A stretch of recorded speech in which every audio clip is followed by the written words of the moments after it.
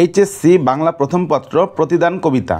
মাত্র 15 মিনিটেই হবে তুমি বস, যে কোনো প্রশ্নের উত্তর করতে পারবে, কারণ এই 15 মিনিটেই তুমি শিখবে গল্পের গুরুত্বপূর্ণ লাইন ও ব্যাখ্যা, প্রতিটি চরিত্র সম্পূর্ণ বিশ্লেষণ, মূল বক্তব্য সহজ কথায়, পরীক্ষার জন্য গুরুত্বপূর্ণ সৃজনশীল এবং এই সৃজনশীলগুলোর জন্য সহজ ভাষায় উত্তর, গল্পের গুরুত্বপূর্ণ কঠিন লাইনের ব্যাখ্যা যা তুমি আর কোথাও পাবে না। প্রতিদান কবিতার মূল ভাব, উৎস পরিচিতি, নামকরণ, রূপশ্রেণী, ভাষা ও ছন্দ। প্রতিদান কবিতাটি কবি জসীমউদ্দীনের বালুচর কাব্যগ্রন্থ থেকে সংকলিত হয়েছে। এর রূপশ্রেণী হচ্ছে প্রতিটি পঙ্ক্তিতে অন্তমিল রয়েছে এবং ভাষা এবং ছন্দ হচ্ছে মাত্রাবৃত্ত ছন্দে রচিত। কবিতাটার মূল বক্তব্য ভালো করে পড়বে, অনেক অনেক অনেক ইম্পর্টেন্ট। এই বক্তব্যটুকু ভালো করে বুঝলে অনেক সহজ হয়ে যাবে কবিতাটি। কবিতায় পরের কল্যাণে, অন্যের উপকারে, আত্মস্বার্থ, নিজের স্বার্থকে পরিত্যাগের কথা বলা হয়েছে। অপরের কল্যাণের মধ্যে প্রকৃত সুখ নিহিত। অন্যের কল্যাণ করলে সেটার মধ্যে প্রকৃত সুখ পাওয়া যায়, এই কথাটা বলা হয়েছে। তাই কবি অপরের জন্য ত্যাগ স্বীকার করতে চান। সমাজে হিংসা বিদ্বেষের মধ্যে যদি কবি কারো দ্বারা ক্ষতিগ্রস্ত হন, তবুও তার মঙ্গল কামনাই করে যেতে চান কবি। সমাজে হিংসা বিদ্বেষ বিদ্যমান, কেউ যদি কবির ক্ষতিও করে তারপরেও তিনি বলবেন যে মঙ্গল কামনাই করে যাবেন তিনি সবার। হিংসা বিদ্বেষের বিপরীতে কবি শুনিয়েছেন সম্প্রীতির মহাবাণী। তিনি সম্প্রীতির কথা বলেছেন, অনিষ্টকারী কোনো ক্ষতি না করে উল্টা তার উপকার করার মাধ্যমে কবি স্নেহ ভালোবাসার সম্পর্ক প্রত্যাশা করেন। আর মানুষে মানুষে স্নেহ ভালোবাসাপূর্ণ সম্পর্ক গড়ে তুলতে পারে সুন্দর একটা নিরাপদ পৃথিবী। এর নামকরণের সার্থকতাটা একটু জেনে আসি। প্রতিদান কবিতায় অপকারকারীর উপকার করার কথা বলা হয়েছে। অন্যের উপকার করার মধ্যেই যে প্রকৃত সুখ রয়েছে তার কথা বলা হয়েছে। কবিতার অনিষ্টকারীকে ক্ষমা করে দিতে চেয়েছেন, এমনকি সেই অনিষ্টকারীর ক্ষতি না করে উপরন্তু তার উপকার করার মাধ্যমে ভালোবাসার অনুপম দৃষ্টান্ত স্থাপন করতে চেয়েছেন। যে অপকার করবে, ক্ষতি করবে, তারও উপকার করে তিনি ভালোবাসার দৃষ্টান্ত স্থাপন করতে চেয়েছেন। যে কবির ক্ষতি চেয়েছে, কবি প্রতিদানে বিনিময়ে তার উপকার করতে চেয়েছেন। এই দৃষ্টিকোণ থেকে কবিতাটার নাম প্রতিদান যথার্থ সার্থক এবং অর্থবহ। প্রতিদান কবিতার পরিচিতি। রচয়িতা জসীমউদ্দীন। উৎস পরিচিতি। কবিতাটি বালুচর কাব্যগ্রন্থ থেকে সংকলিত। নামকরণ করা হয়েছে বিষয়বস্তুর আলোকে। আর বিষয়বস্তু হচ্ছে প্রতিশোধ, প্রতিহিংসার বিপরীতে প্রীতিময় পরিবেশ সৃষ্টির আকাঙ্ক্ষা। জসীমউদ্দীনের সৃষ্টিকর্ম মনে রাখার কৌশল, হাসু, রাখালি, সুজন বাদিয়ার ঘাট, 1 পয়সার বাঁশি, বালুচর, নকশি কাঁথার মাঠ, মাটির কান্না, উপলব্ধি। এগুলো হচ্ছে জসীমউদ্দীনের উল্লেখযোগ্য সাহিত্যকর্ম এবং মনে রাখার জন্য একটা সুন্দর লাইন বানিয়ে দেওয়া হয়েছে। এই কবিতার বিষয়বস্তু ও খুঁটিনাটি বিষয়সমূহ। কবি তার ঘর গড়ে দিতে চান যে তার ঘর ভেঙেছে। কবি তাকে আপন করে কেঁদে বেড়ান যে তাকে পর করেছে। কবি পথে পথে তার জন্যই ঘুরে বেড়ান যে তাকে পথের বিভাগী করেছে। যে কবির ঘুম কেড়ে নিয়েছে, কবি তার জন্য দীঘল রজনী জাগেন। যে কবির কুল ভেঙেছে, কবি তার কুল বাঁধেন। যে কবির বুকে আঘাত এনেছে, কবি তার জন্য কাঁদেন। যে কবির বুকে কবর বেঁধেছে, কবি তার বুক ভরে রঙিন ফুলের রঙিন মালঞ্চ দিয়ে। বিষে ভরা বানের বদলে কবি দিতে চান বুক ভরা গান। কাটার বদলে দিতে চেয়েছেন ফুল। পাঠ্যবইয়ের শব্দার্থগুলোর পাশেই যে কিছু গুরুত্বপূর্ণ শব্দের অর্থ। প্রতিদান, দানের বদলে দান ফেরত। জনম মানে জীবন, বিসর্জন মানে ত্যাগ, পরার্থপরতা মানে হচ্ছে পরোপকারের ইচ্ছা, প্রীতিময় মানে ভালোবাসাপূর্ণ, প্রতিশোধ মানে প্রতিহিংসার বশীভূত হয়ে অন্যের ক্ষতি করা, প্রতিহিংসা মানে হচ্ছে অনিষ্ট সাধনকারী প্রবৃত্তি, অনিষ্টকারী মানে যে ক্ষতি করে। গুরুত্বপূর্ণ কঠিন লাইনের ব্যাখ্যা। প্রথম একটা গুরুত্বপূর্ণ লাইন হচ্ছে, আমার এ ঘর ভাঙিয়াছে যে বা আমি বাঁধি তার ঘর, আপন করিতে কাঁদিয়া বেড়াই যে মোরে করেছে পর। প্রতিদান কবিতায় কবি ক্ষুদ্র স্বার্থকে বিসর্জন দিয়ে পরার্থপরতার জন্য যে ব্যক্তির প্রকৃত সুখ ও জীবনের সার্থকতা নিহিত সেই বিষয়ে আলোকপাত করেছেন। তাই কবি প্রতিহিংসা পরায়ণ না হয়ে তার সাজানো ঘর যে ভেঙেছে তার ঘর পরম মমতায় গড়ে দিতে চান। আবার কবিকে পর করে দিয়েছে, কবি তাকেই আপন করে নিতে আকুল হয়েছেন। কেননা তিনি ভালোবাসা দিয়ে সমাজে বিদ্যমান হিংসা, বিভেদ, হানাহানির ইতি টানতে চান। দ্বিতীয় আরেকটা ইম্পর্টেন্ট লাইন, সেটা হচ্ছে, যে মোরে করিল পথের বিভাগী, পথে পথে আমি ফিরি তার লাগি। কবি প্রতিশোধ, প্রতিহিংসার বিপরীতে ভালোবাসাপূর্ণ পৃথিবীর প্রত্যাশা করেন। ফলে কবি যার কারণে পথের বিভাগী হয়েছেন, তার জন্য পথে পথে ঘুরেছেন। কেননা কবি তার অনিষ্টকারীর কোনো ক্ষতি করতে চান না, উপরন্তু তাকে ভালোবাসা দিয়ে ঘরে ফেরাতে চান। আমার এই কুল ভাঙিয়াছে যেবা, আমি তার কুল বাঁধি, যে গেথে গেছে বুকেতে আঘাত হানিয়া, তার লাগি আমি কাঁদি। সমাজে বিদ্যমান বিভেদ, হিংসা, হানাহানির দ্বারা আক্রান্ত হওয়া সত্ত্বেও কবির কণ্ঠে প্রতিশোধ, প্রতিহিংসার বিপরীতে ব্যক্ত হয়েছে প্রীতিময় পরিবেশ সৃষ্টির আকাঙ্ক্ষা। কবি কুল ভেঙেছে যে, তার জন্য কবি কুল বেঁধে দিয়েছেন।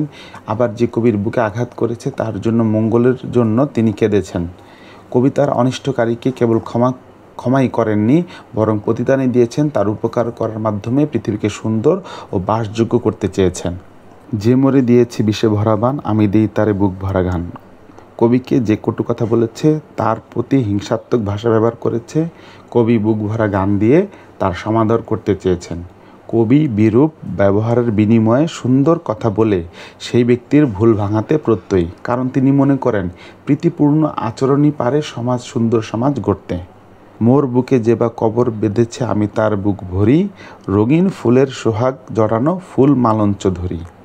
কবিকে যে নিঃস্বার্থ করেছে, কবি তার বুকে ভালোবাসা পরিপূর্ণ করে দিতে চান। এজন্য তিনি তার অনিষ্টকারী জীবনে নানান রঙিন ফুলের বাগান দিয়ে সাজাতে চান।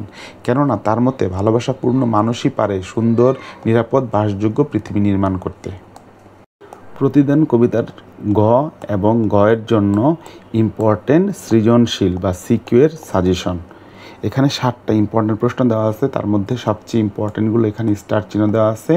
এগুলো অনেকবার বোর্ডে সিকিউ হিসেবে এসেছে, তাই এগুলি মোস্ট ইম্পর্টেন্ট, ব্লকবাস্টার ইম্পর্টেন্ট প্রশ্ন।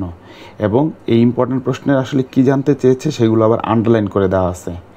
এখানে প্রত্যেকটা প্রশ্নের উত্তর অলরেডি আমরা মূল ভাব দেখে এসেছি। এখন এই প্রশ্নগুলো কীভাবে উত্তর লিখব সেটা দেখব। সৃজনশীলের জন্য গুরুত্বপূর্ণ। কবি জসীমউদ্দীন বাংলা সাহিত্যের পল্লী কবি হিসেবে পরিচিত। পল্লী জীবন তার কবিতার প্রধান উপজীব্য। বাংলার গ্রামীণ জীবনের আবহ, সহজ সরল প্রকৃতির রূপ, উপযুক্ত শব্দ, উপমা চিত্রের মাধ্যমে তার কাব্যে অনন্য সাধারণ রূপ লাভ করেছে। তার মধ্যে এক সরল মন ছিল বলেই তিনি পল্লীর খেটে খাওয়া সাধারণ মানুষকে নিয়ে সাহিত্য রচনায় মনোনিবেশ করতে পেরেছিলেন। প্রতিদান কবিতাটিতে গৃহীত হয়েছে বালুচর কাব্যগ্রন্থ থেকে, যা 1930 সালে প্রকাশ লাভ করে। বাংলা কবিতার কাল পরিক্রমায় বিংশ শতকের 30-এর দশকটিতে বিশেষভাবে তাৎপর্যমণ্ডিত। মাইকেল মধুসূদন দত্ত, রবীন্দ্রনাথ ঠাকুর হাত ধরে আধুনিক বাংলা কবিতা যে যাত্রা শুরু করেছিল, তা এই দশকের কবিদের মাধ্যমে এসেছে, পূর্ণতা পেল। এই সময়ের উল্লেখযোগ্য কবিগণ ইউরোপীয় শিল্প সাহিত্যের অনুপ্রেরণায় সম্পূর্ণ নতুন ধারার কবিতা রচনায় ব্রতী হন।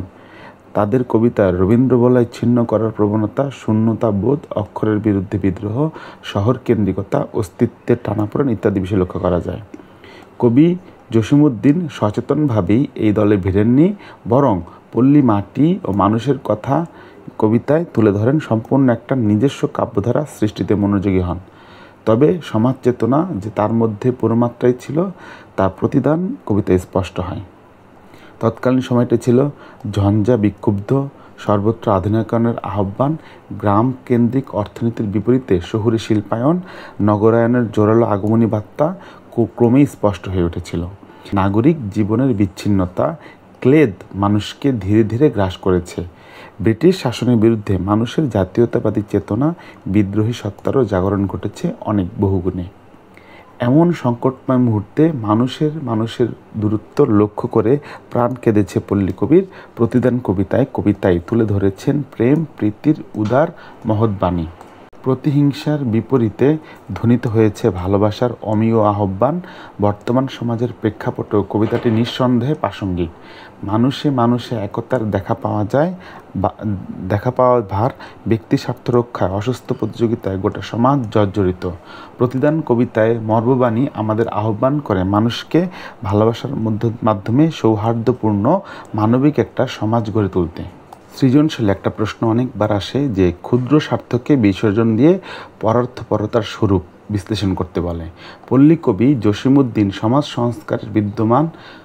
সংসারে বিদ্যমান বিভেদ, হিংসা, হানাহানি দেখে ব্যথিত হয়েছেন। কবি মনে করেন আমাদের পৃথিবীকে সুন্দর, সকলের গ্রহণযোগ্য করে গড়ে তুলতে ক্ষুদ্র স্বার্থকে বিসর্জন দিয়ে অন্যের কল্যাণে আত্মনিয়োগের কোনো বিকল্প নেই। তাই তিনি তার পরম শত্রুকেও ক্ষমা করে তার উপকার করতে চান। কেননা কেবল এটা করতে পারলেই সমাজে প্রকৃত শান্তি প্রতিষ্ঠা সম্ভব হবে। সমাজকে সুন্দর ও নিরাপদ করতে প্রতিহিংসা প্রতিরোধের বিপরীতে তাই প্রীতিময় পরিবেশ সৃষ্টির গুরুত্ব অপরিসীম। এর জন্য আমাদের ক্ষুদ্র ব্যক্তি স্বার্থ পরিত্যাগ করে পরার্থপরতায় নিয়োজিত হতে হবে। অনিষ্টকারীর উপকার করার প্রেরণা, যে আমার ক্ষতি করে তার উপকার করব, এটার প্রেরণা। আলোচ্য কবিতায় কবি দেখিয়েছেন আমরা কিভাবে আমাদের সমাজকে সুন্দর, শান্তিপূর্ণ, বাসযোগ্য করে গড়ে তুলতে পারি। সমাজকে সুন্দর করতে কবি তার পরম শত্রুকেও ক্ষমা করে দিয়েছেন। তিনি কেবল ক্ষমাই করেন নাই, তিনি চান তার অনিষ্টকারীর উপকারে আত্মনিয়োগ করতে চান। আলোচ্য কবিতায় কবির এমন চেতনার মাধ্যমে আমরা অপকারীকে ক্ষমা করে তার উপকার করার প্রেরণা পাই। আমরা সাধারণত আমাদের শত্রুর ক্ষতি চাই, তার উপকারের কথা ভাবতেও পারি না। কিন্তু আলোচ্য কবিতায় কবি আমাদের দেখিয়েছেন সমাজকে সুন্দর ও বাসযোগ্য করতে হলে ক্ষুদ্র স্বার্থকেও পরিহার করে কিভাবে মানুষের কল্যাণে কাজ করতে হবে। আরেকটা ব্লকবাস্টার প্রশ্ন, পৃথিবীকে সুন্দর ও বাসযোগ্য করার উপায়। শান্তিপূর্ণভাবে সকলের বসবাসের জন্য পৃথিবীকে সুন্দর করে গড়ে তোলা প্রয়োজন। প্রতিদান কবিতায় কবি পৃথিবীকে সুন্দর, বাসযোগ্য গড়ে তোলার উপায় বলে দিয়েছেন বা বাতলে দিয়েছেন। তিনি দেখিয়েছেন আমাদের ক্ষুদ্র স্বার্থকে পরিহার করে মানুষের কল্যাণে নিজেদেরকে নিয়োজিত করতে পারলে পৃথিবীকে সুন্দর করে গড়ে তোলা সম্ভব। আমরা যদি আমাদের শত্রুকে ক্ষমা করে দিয়ে তার উপকার করি তাহলে পৃথিবীতে আমাদের কোনো অনিষ্টকারী থাকবে না। অর্থাৎ ভালোবাসাপূর্ণ মানুষই পারে আমাদের পৃথিবীকে সুন্দর, বাসযোগ্য করে গড়ে তুলতে। সুতরাং আমাদের সকলের বৃহৎ স্বার্থে পৃথিবীকে সুন্দর ও বাসযোগ্য করে গড়ে তোলার কোনো বিকল্প নেই। প্রতিশোধ এবং প্রতিহিংসা থেকে সমাজকে মুক্ত করার তাগিদ এই কবিতার আলোকে ব্যাখ্যা বিশ্লেষণ করতে বলে। প্রতিশোধ ও প্রতিহিংসা সমাজকে কখনো সুন্দর, শান্তিপূর্ণ করতে পারে না। মানুষে মানুষে হিংসা বিদ্বেষ আমাদের অপূর্ব পৃথিবীকে করে তোলে সংকটপূর্ণ। পৃথিবীকে বাসযোগ্য করে গড়ে তোলা হলে সমাজে এসব থেকে মুক্ত করার কোনো বিকল্প নেই। আর একে অপরের প্রতি ভালোবাসাই পারে পৃথিবীকে নিরাপদ করতে। আর এ কারণেই প্রতিদান কবিতায় কবি অপকারীর প্রতি সহানুভূতিশীল হয়ে তার কেবল ক্ষমাই করে ক্ষান্ত হননি, বরং তার উপকারে নিয়োজিত হয়েছেন। কেননা তিনি বুঝতে পেরেছেন প্রতিশোধ, প্রতিহিংসা দূর না হলে সামাজিক শান্তি অসম্ভব।